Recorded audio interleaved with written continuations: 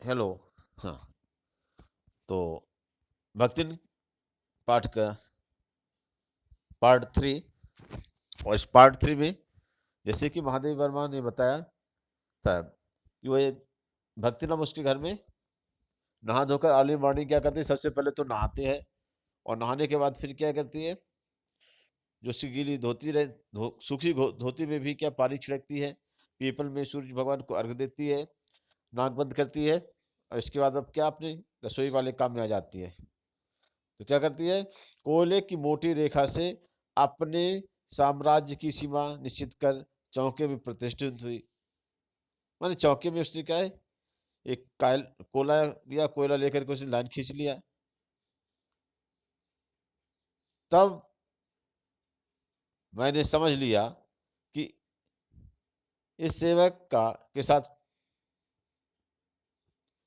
इस सेवक का साथ जो तो टेढ़ी खीर है। तो इसके साथ में रहना आसान काम नहीं है।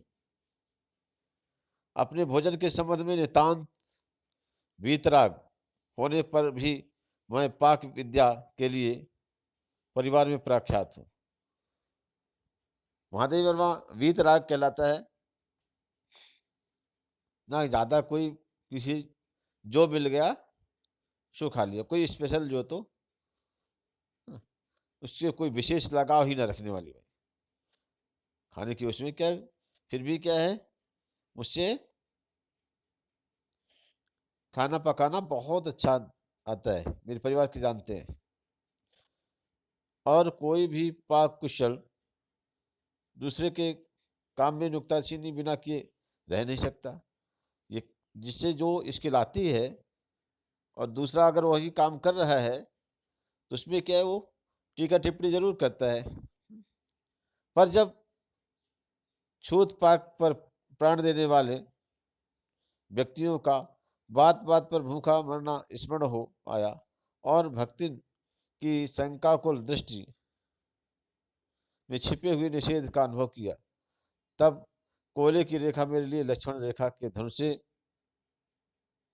खींची हुई रेखा के समान दुर्लभ हो उठी। निरुपाय अपने कमरे के बिछौने में पड़कर नाक के ऊपर खुली हुई पुस्तक स्थापित कर मैं चौके में पीढ़े पर आसीन अनाधिकारी को भूलने का प्रयास करने लगी। लेखिका ये बताती है कि भाई ठीक है, जैसे मान लीजिए कोई क्या है, यहाँ पर तो छूत पाक है, मतलब यहाँ पर भक्ति के क्या है, वहां पर जो पकाने की स्थिति में क्या है, वो पर कोई भी व्यक्ति क्या है, छू नहीं सकता भोजन जहां पका रही है ना। तो जब ऐसी स्थिति है वहां पर तो कोई आदमी ऊपर अंदर कैसे जा सकता है, जब लक्ष्मण रेखा ही खींच ली गई। तो महादेव वर्मा ने देखा कि भाई क्या है, भक्तिन के दिमाग में क्या बात चले, जैसे कोई उसकी रेखा के अंदर ना जाए। मतलब वो अंदर ही अंदर उसने समझ लिया कि क्या है, ये भक्तिन क्या चाह रही है। तो लेखिका जब समझ गई तो उसके बाद क्या, वो जाकर लेट गई। भाई भूखी थी, सब बातें थी, लेट गई। और क्या है, नाक के ऊपर ऐसे बुक को ऐसे रख करके और हो गया, उसे भक्तिन को भूलने का प्रयास कर रही थी। अब भोजन के समय जब मैंने अपनी निश्चित सीमा के भीतर निर्दिष्ट स्थान ग्रहण कर लिया, तब भक्तिन ने प्रसन्नता से लाभालाभ दृष्टि और आत्मतुष्टि से आप्लावित मुस्कुराहट के साथ मेरी फूल की थाली में एक अंगुल मोटी और गहरी काली चित्तीदार 4 रोटियां रखकर उसे टेढ़ी कर गाढ़ी दाल परोस दी। पर उसके उत्साह पर तुषारपात करते हुए मैंने रुआसे भाव में कहा, यह क्या बनाया है। तब वह हतबुद्धि हो उठी। अब क्या है, पहले तो जैसे जब खाने का समय आया, तो जब खाना पक गया तो चौके पर महादेव वर्मा जब वो भोजन परोसती है, वो भक्तिन। तो 4 फूल की थाली में 4 रोटियां मोटी मोटी सी, 1 अंगुल मोटी, है ना।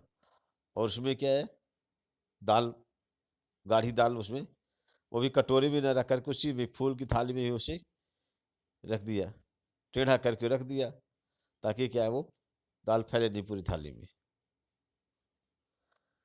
अब महादेवी ने कहा भैया ये क्या कर दिया भाई, है ना, ये क्या। वहां पर पहले इसमें भी बहुत खुश थे। यहाँ पर लिखा गया है ना, बताया है कि बहुत खुश थी वो, प्रसन्नता से लावालब थी।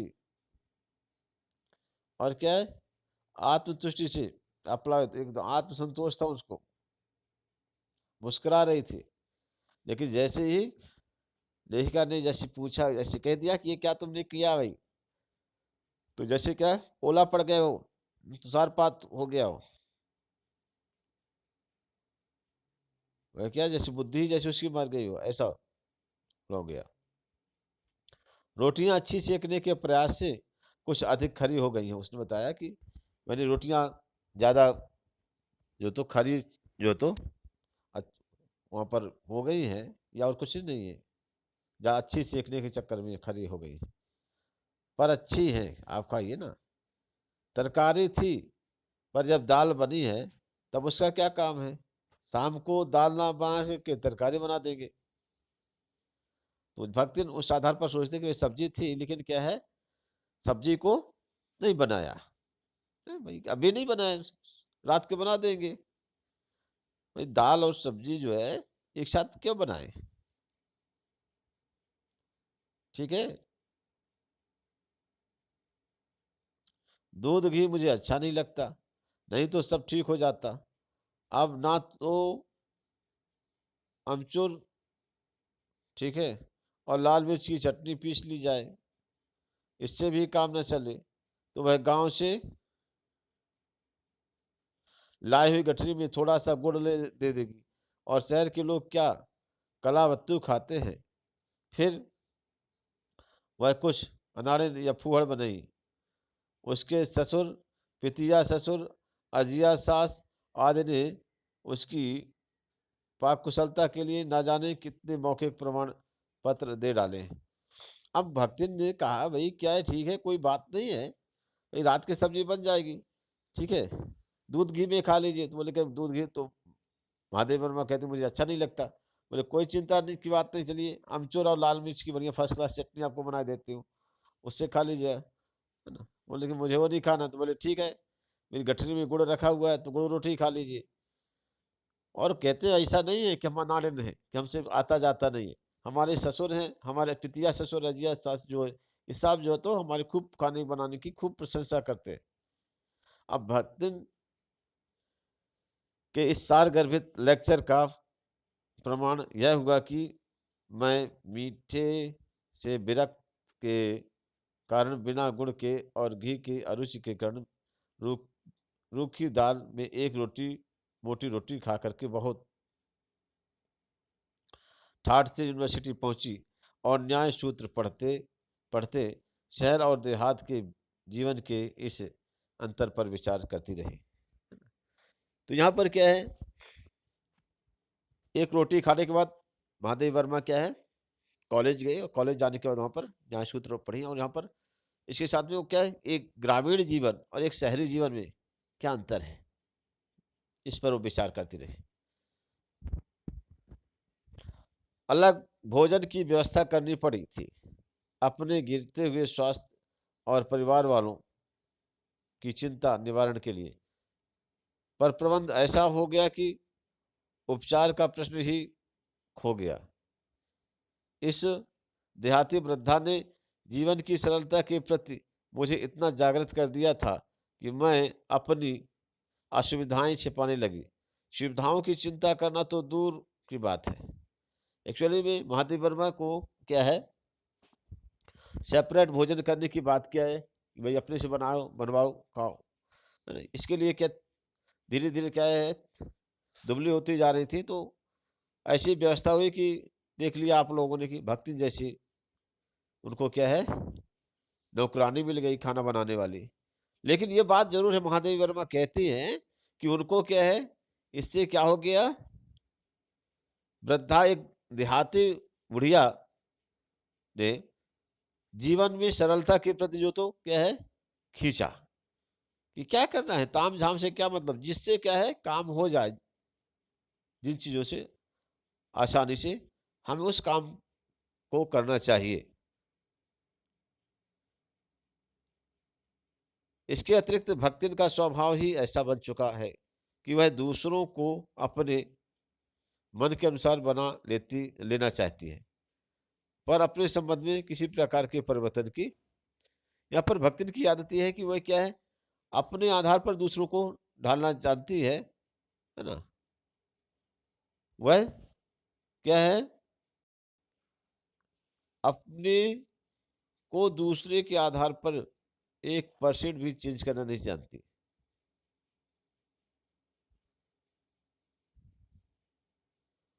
कल्पना तक इसके लिए असंभव नहीं है। इसी से आज मैं अधिक जो तो देहाती हूँ। कहते हैं कि भाई महादेव वर्मा ने क्या किया है, कहते हैं कि भाई उसने खुद अपने आप को क्या है, शहरीकरण का एक भी इफेक्ट वहां पर उस पर नहीं पड़ा, अपने आचरण पर, अपने व्यवहार पर उसने कहीं पर कोई समझौता नहीं किया, लेकिन क्या है, दूसरों को अपने आधार पर वो बदलना जानती है और चाहती है। और इसलिए क्या महादेव वर्मा कहते हैं कि मैं आज क्या है, ज्यादा देहाती हो गई हूँ, हाँ, पर उससे शहर की हवा नहीं लग पाई। मकई का रात का बना दलिया सवेरे मट्ठे में सोधा लगता है। बाजरे के तिल लगा करके बनाए हुए पुए गरम गरम अच्छे लगते हैं। ज्वार के भुने हुए भुट्टे के हरे दानों की खिचड़ी स्वादिष्ट होती है। सफेद महुए की लपसी संसार भर के हलवे को रजा सकती है, आदि। वह मुझे क्रियात्मक रूप से सिखाती रहती है, पर यहाँ का रसगुल्ला तक भक्तिन के पोपले मुंह में प्रवेश करने का सौभाग्य नहीं प्राप्त कर सका। मेरे रात दिन नाराज होने के पर भी उसने साफ धोती पहनना नहीं सीखा, पर मेरे स्वयं धोकर फैलाए हुए कपड़ों को भी वह तय करने के बहाने सिलवटों से भर देती है। मुझे उसने अपनी भाषा की अनेक दंत कथाएं कंठस्थ करा दी हैं, पर पुकारने पर वह आए के स्थान पर जी कहने का शिष्टाचार भी नहीं सीख सकती। ये उसकी हालात थे। मतलब लेखिका ने बताया कि भाई क्या है, भाई अपने सब कुछ खाने पीने की बात उसने सब इन किन प्रकार उसने क्या है, देहाती भोजन भी क्या है, महादेवी वर्मा को क्या है खिला भी दिया, लेकिन क्या है खुद रसगुल्ले जो है तो नहीं खाए, बाजार का कोई सामान नहीं खाया, है ना। और यहाँ पर बताया गया कि जैसे महादेवी वर्मा के साफ सुथरे कपड़े जैसे रहते थे, तो क्या वो उसको समेटने के चक्कर में क्या करते थे उनमें कहीं ना कहीं वो सिलवट आ जाती थी। देहाती वहां पर कथाएं वो सुनाती रहती थी, लेकिन क्या है, जब कभी भी उसे महादेव वर्मा बुलाए तो क्या वो जी या हाँ न करके के आए कह करके ही बोला करती थी। अब लेखिका यहाँ पर ये बताना चाहती है लेख भक्ति अच्छी है यह कहना कठिन होगा। क्यों कठिन है, क्योंकि भक्ति में कई जो तो बुराइयां हैं, क्योंकि उसमें दुर्गुणों का अभाव नहीं है, कई कमियां हैं, ठीक है। लेकिन तब इतनी ढेर सारी कमियां अगर यहाँ पर कमियां हैं तो आखिरकार महादेव वर्मा उसको अपने पास रखे क्यों है, ये बात भी अभी हम चर्चा में पहले आगे बताएंगे आपको। अब देखिए वह सत्यवादी हरिश्चंद्र नहीं बन सकती, पर नरो व कुंजरो व कहने में भी विश्वास करती है, विश्वास नहीं करती है। यहाँ पर क्या है, हरिश्चंद्र कहते हैं कि भाई देखिए, दुनिया में यहाँ पर भक्तिन का मानना था कि हर किसी को, चाहे कोई आदमी कितना भी सत्यवादी अपने आप को बताए, लेकिन हर किसी को कहीं ना कहीं झूठ बोलना ही पड़ता है। और नरो व कुंजरो व, यहाँ पर क्या है, आदमी नहीं हाथी, वह मतलब अथवा आदमी अथवा हाथी, ऐसा संदेह जो है तो की स्थिति हो तो भी डाउटफुल बातें करना भी उसे पसंद नहीं है। मतलब यहाँ पर नरो व कुंजरो व की बात मैं आपको बता दूं कि महाभारत में अश्वत्थामा जो था, अश्वत्थामा आपको द्रोणाचार्य की बेटे का नाम था, और अश्वत्थामा नाम का एक हाथी था। तो जब युद्ध हुआ तो युद्ध में क्या है, भीमसेन ने अश्वत्थामा हाथी को मार दिया और मार करके फेंक दिया। अब पूरी कौरव सेना में क्या है, एक विशाल का हाथी था अश्वत्थामा, उसको जब मार दिया तो भगदड़ मची और लोगों ने क्या हाहाकार का देखा, अश्वत्थामा मारा गया, अश्वत्थामा मारा गया। ये बात सुन करके अश्वत्थामा जो था, अश्वत्थामा को भी उन्होंने उठाकर फेंक दिया था, भीम ने, बहुत दूर पड़े थे। अब और हाथी तो मार ही डाला, तो ये होगा कि अश्वत्थामा हाथ मारा गया। अब पूरे द्रोणाचार्य के बात पास जब ये बात पहुंची तो द्रोणाचार्य जो तो ने सोचा कि पता करे, तो उन्होंने क्या है, सीधे युधिष्ठिर के पास आए कि क्यों, युधिष्ठिर पता करने के लिए कि क्यों अश्वत्थामा मारा गया कि नहीं मारा गया। अब श्री कृष्ण तो जानते ही थे कि आखिरकार ये द्रोणाचार्य क्यों यहाँ पर आए। तो जैसे कृष्ण ने युधिष्ठिर से कहा कि भाई एक काम करिए कि आप झूठ बोल दीजिए, आप कह दीजिए कि हम मारा गया, क्योंकि द्रोणाचार्य को क्या पुत्र शोक में ही उनकी मृत्यु थी।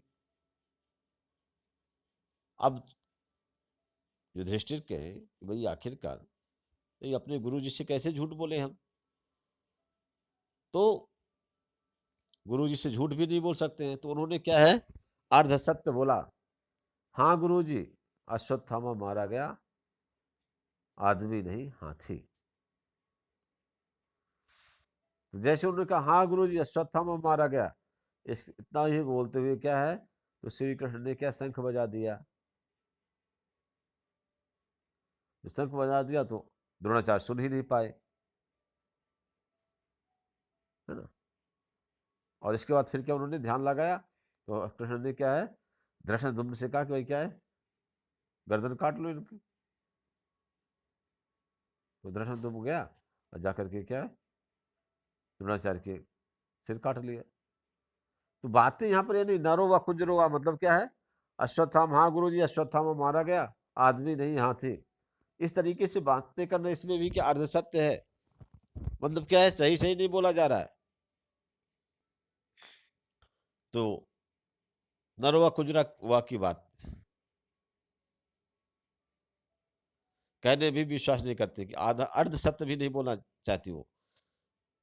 मेरे इधर उधर पड़े पैसे, रुपए पैसे भंडार गृह की किसी मटकी में कैसे अंतर्हित अंतर्हित हो जाते हैं, यह राशि भी भक्ति जानती है। यहाँ वहां पड़े पैसे सीधे जाकर के भंडार गृह में मटकी में डाल देती है, पर उस संबंध में किसी के संकेत करते ही वह उसे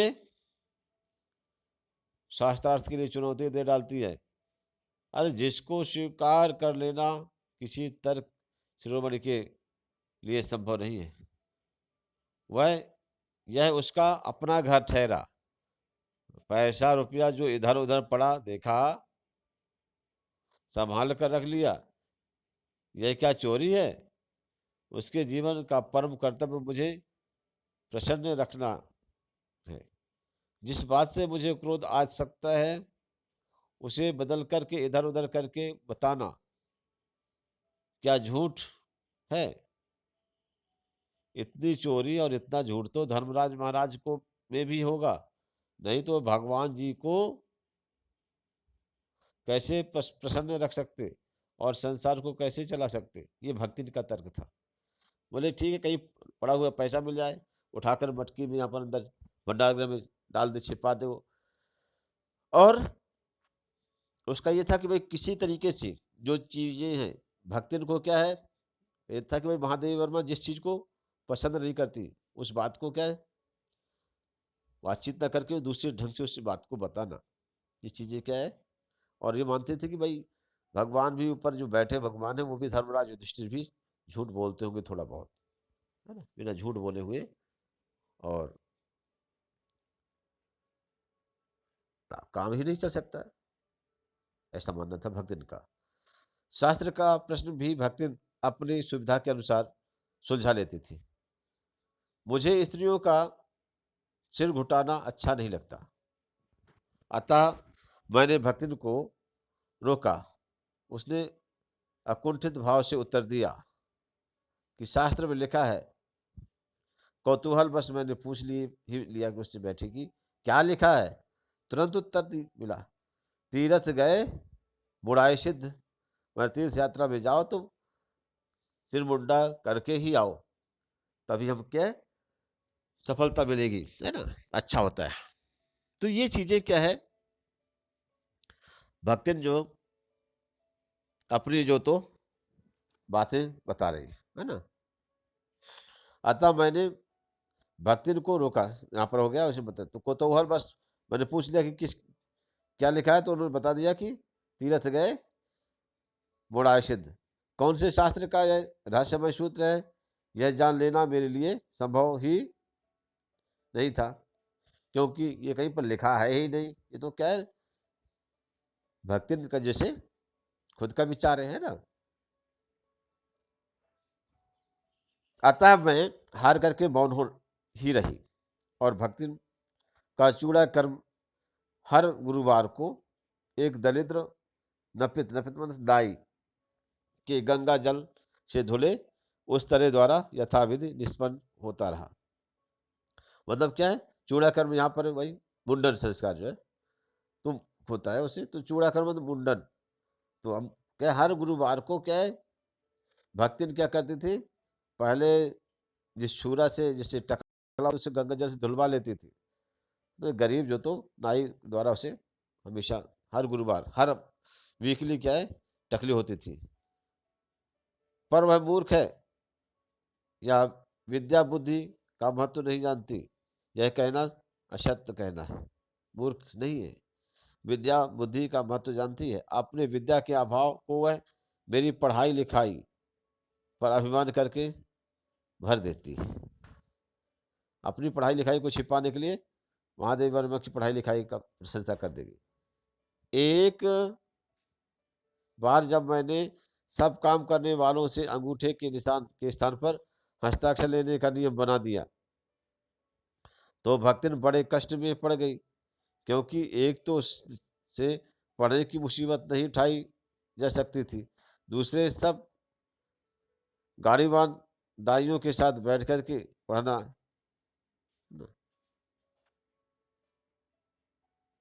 एक वयोवृद्धता का वो अपमान था। एक बार महादेव वर्मा ने कहा कि भाई जो भी आदमी है सभी क्या करेंगे, जब तक सिग्नेचर नहीं करेंगे तब तक क्या उसको सैलरी नहीं मिलेगी। तो ये सभी क्या, ये बड़ा कठिन का काम था उनके लिए, क्योंकि क्या है,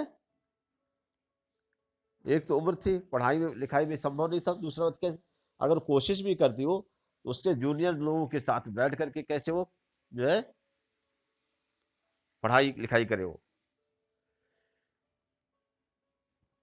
सोच ने एक तरीका अपना लिया।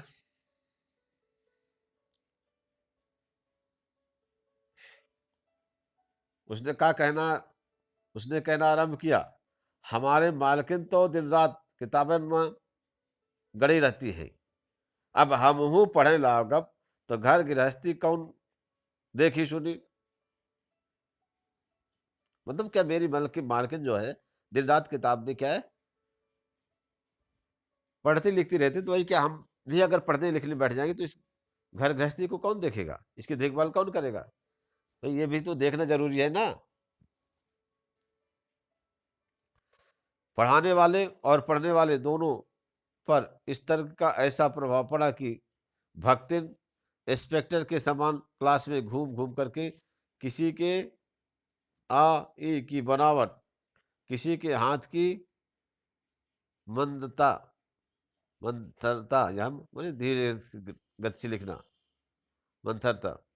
और किसी की बुद्धि की मंदता पर टीका टिप्पणी करने का अधिकार पा गई, उसे तो अंगूठा निशानी देकर वेतन लेना नहीं होता। इसी से बिना पढ़े ही वह पढ़ने वालों की गुरु बन बैठी। वह अपने तर्क से ही नहीं, तर्कहीनता के लिए भी प्रमाण खोज लेने में पटु है, होशियार है।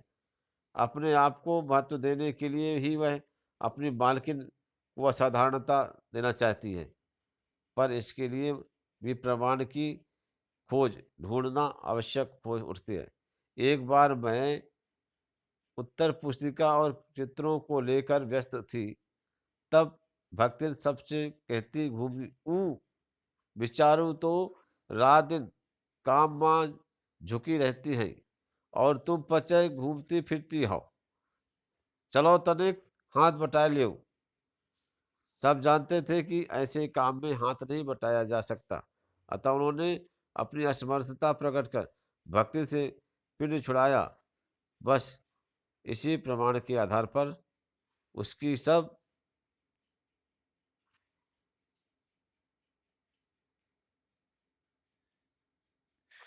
अतिशयोक्तियां अमरबेन सी फैलने लगी। उसकी मालकिन जैसा काम कोई जानता ही नहीं, इसी से तो बुलाने पर भी कोई हाथ बटाने की हिम्मत नहीं करता, है ना।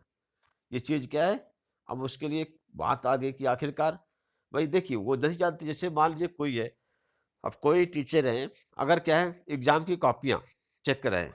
अब मान लीजिए कोई फिजिक्स के टीचर की कॉपी है। अब फिजिक्स के टीचर की कॉपियों को अगर क्या आप जाएंगे, बायो वाला कोई पहुंचे, कोई क्या है एसएसटी वाला है, कोई हिंदी है, संस्कृत है, इंग्लिश वाले टीचर के पास जाए कोई, भाई देखो हमारी मालकिन जो है तो क्या कर रही है ना। जब से कापियां चेक कर रही है भाई, अब कापियां वहाँ पर जांच रही है। चलो भाई आप लोग क्या थोड़ा थोड़ा क्या है मिल करके काम बता दो तो उनका काम है। तो भाई क्या है, भाई उस कॉपी को कौन चेक करेगा, भाई फिजिक्स का टीचर करेगा, केमिस्ट्री की कॉपियों को केमिस्ट्री वाला करेगा, संस्कृत की कॉपियों को संस्कृत वाले टीचर करेंगे। और वहाँ पर दूसरा टीचर तो उससे क्या है उतना परफेक्ट ढंग से काम नहीं कर सकता ना, तो यही कहेंगे भाई कि हम नहीं कर सकते। तो यहाँ पर क्या है, भक्ति ने क्या हो गया, उसको और ज्यादा प्राउड फील हुआ, कह रहे हमारी मालकिन तो क्या इतनी होशियार है कि उनका काम कोई दूसरा कर ही नहीं सकता। पर वह स्वयं कोई सहायता नहीं दे सकती। इसे मानना अपनी हीनता स्वीकार करना। इसी से वह द्वार पर बैठ करके बार बार कुछ काम बताने का आग्रह करती है। कभी उत्तर पुस्तिकाओं को बांधकर, कभी अधूरे चित्र को कोने में रखकर, कभी रंग की प्याली धो करके, कभी चटाई और आंचल से झाड़कर वह जैसी सहायता पहुंचाती है, इससे भक्ति का अन्य व्यक्तियों से अधिक बुद्धिमान होना प्रमाणित हो जाता है। वह जानती है कि जब दूसरे अन्य व्यक्तियों, ठीक है, मेरा हाथ बटाने की कल्प यहाँ पर अन्य व्यक्तियों के अधिक बुद्धिमान होने का प्रमाणित हो जाता है। वह जानती है कि जब दूसरे मेरा हाथ बटाने की कल्पना तक नहीं कर सकते, तब वह सहायता की इच्छा को क्रियात्मक रूप देती है। इसी से मेरी किसी पुस्तक के प्रकाशित होने पर उसके मुख पर प्रसन्नता की आभा वैसे ही उद्भासित हो उठती है जैसे स्विच दबाने पर बल्ब में छिपा आलोक। मतलब लेखिका कहते हैं जैसे क्या है, जब उनकी कोई बुक पब्लिश होती है तो इतना खुश हो जाती है जैसे क्या है, किसी बटन को दबाने पर क्या है जैसे कोई बल्ब जल उठता है, वैसे उनका चेहरा खिल उठता है। वह शून्य से उसे बार बार छूकर, वह शून्य में उसे बार बार छूकर आंखों के निकट ले जाकर और सब ओर घुमाकर फिरा कर मानो अपनी सहायता का अंश खोजती है। उनकी दृष्टि में व्यक्ति आत्मघोष कहता है कि उसे निराश नहीं होना पड़ता। वह स्वाभाविक भी है। किसी चित्र को पूरा करने में व्यस्त में जब बार बार कहने पर भी भोजन के लिए नहीं उठती, तब वह कभी दही का शरबत, कभी तुलसी की चाय कहीं देकर के भूख का कष्ट तो नहीं होने देती।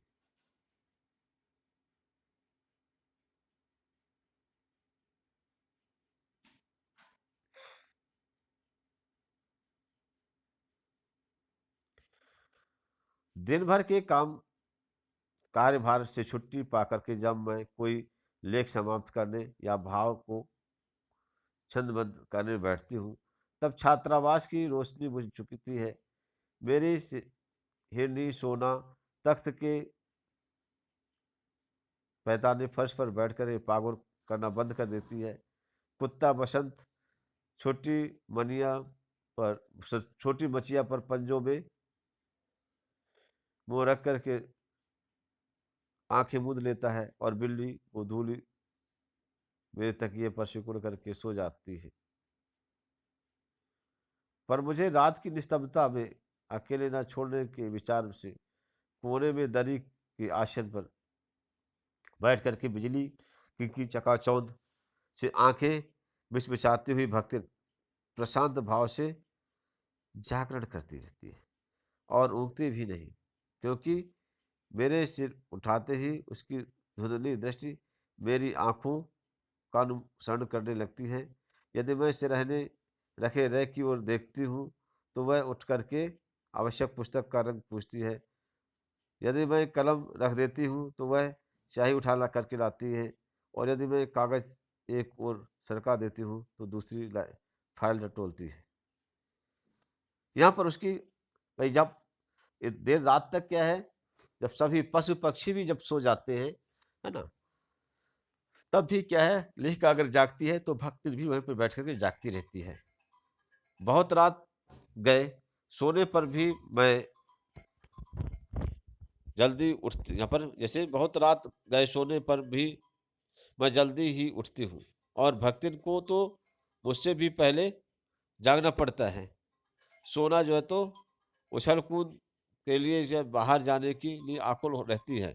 बसंत नित्य कर्म के लिए दरवाजा खुलवाना चाहता है, और गोधूली चिड़ियों की चहचहाहट से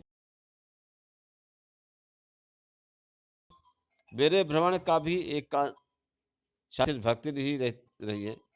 बद्री, केदारनाथ आदि के ऊंचे नीचे और तंग पहाड़ी रास्तों में जैसे वह हट करके मेरे आगे चलती रही है, वैसे ही गांव की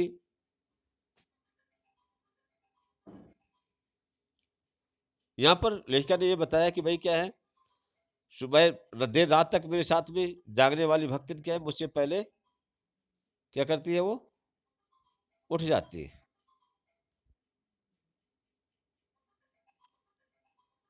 तो धूल वाली वहां पर क्या है, तो यहाँ पर जैसे बताया कि जैसे हमेशा क्या है, और क्योंकि वो हिरनी है, कुत्ता है, बिल्ली है, ये सब क्या है, हिरनी को टहलना है, कुत्ते को नित्य क्रिया में जाना है, और क्या है वहां पर आपकी जो बिल्ली है उसको शिकार के लिए वो क्या तलाशती है, ये सब बातों के लिए क्या है, वो सब बाहर मैदान में जाना चाहते हैं। तो बताते भक्तिन क्या करते हैं, मुझसे पहले उठ जाती है। दूसरी बात उसने बताया कि बद्रीनाथ और केदारनाथ की तीर्थ यात्रा में भी भक्तिन क्या है, आगे आगे चली, गांव की पगडंडियों में भी क्या है, आगे आगे वो चलती है।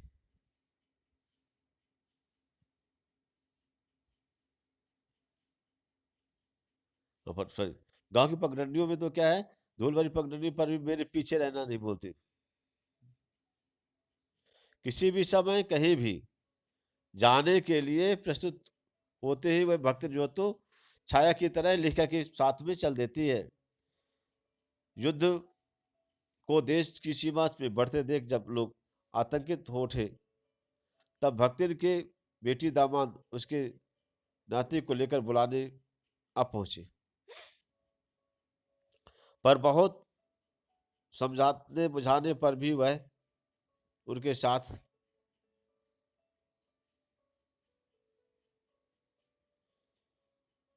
नहीं जा सकी।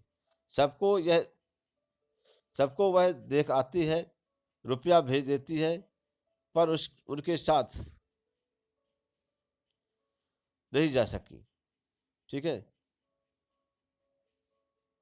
वहां पर क्या है, भक्त रहने के लिए उनके साथ में जो तो इसलिए नहीं जा रही क्योंकि उस जा रही थी क्योंकि उसका क्या है, मेरा साथ छोड़ना उस जो तो उसने उचित नहीं समझा,